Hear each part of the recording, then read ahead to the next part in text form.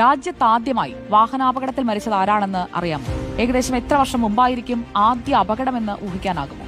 111 വർഷം മുൻപ് നമ്മൾ ഈ സംസാരിക്കുന്ന ഇതേ ദിവസമാണ് രാജ്യത്തെ ആദ്യ വാഹനാപകട മരണം സംഭവിച്ചത്. അത് നടന്നത് കേരളത്തിൽ. കാളവണ്ടിയും കുതിരവണ്ടിയും മാത്രം കണ്ടിരുന്ന തിരുവിതാംകൂറിലെ ജനത ആ അദ്ഭുത കാഴ്ച കണ്ട് ഞെട്ടി.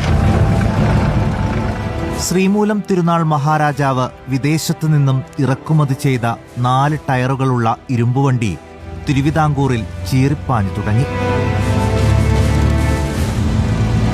ഇതുകണ്ട ആധുനിക മലയാള ഭാഷയുടെ ശില്പിയായ കേരളവർമ്മക്കോയി തമ്പുരാന് ഒരു ആഗ്രഹം. വൈക്കം ക്ഷേത്രത്തിൽ ദർശനം നടത്താൻ കാറിൽ പോയാലെന്താ?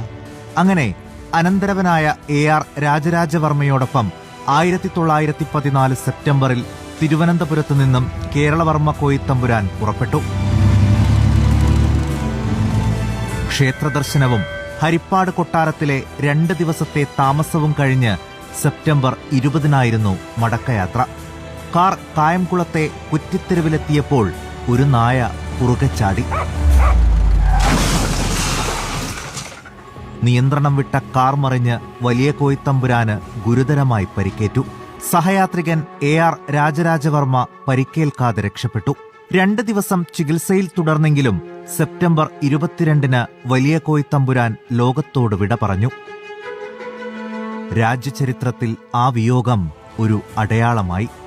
ഇന്ത്യയിലെ ആദ്യത്തെ വാഹനാപകടം മൂലമുള്ള മരണം. ആ ദുരന്ത ചരിത്രത്തിനിന്ന് 111 വർഷം പൂർത്തിയാകുന്നു.